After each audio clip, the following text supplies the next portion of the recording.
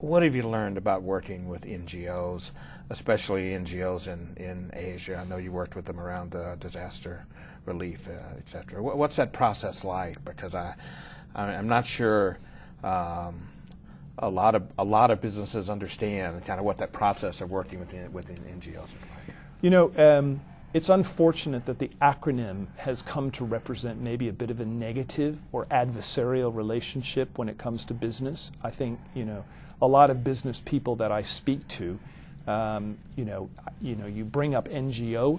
They're the enemy. Well, they have a lot more creative definitions of that acronym than non-government organization. Right. Trust me. Yeah, exactly. And I think it's unfortunate. There are NGOs who are not there to collaborate for the better good.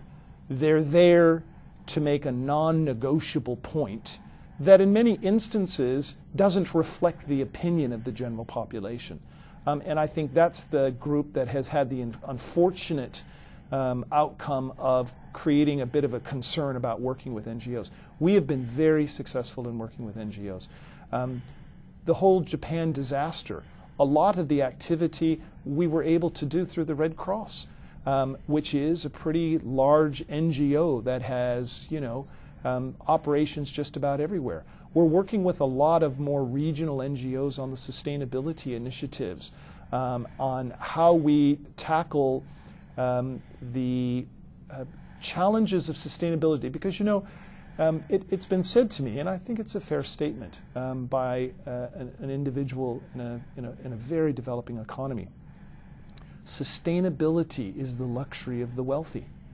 And his point was, and I think it's a valid point, sustainability in developing markets has to be tied with improving the lot of life of the individuals that are affected by the program.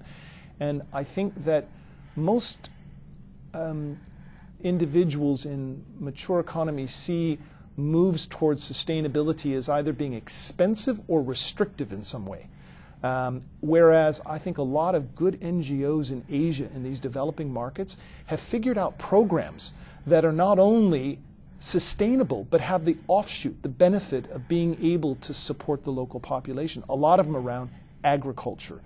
A lot of them related to how you manage water.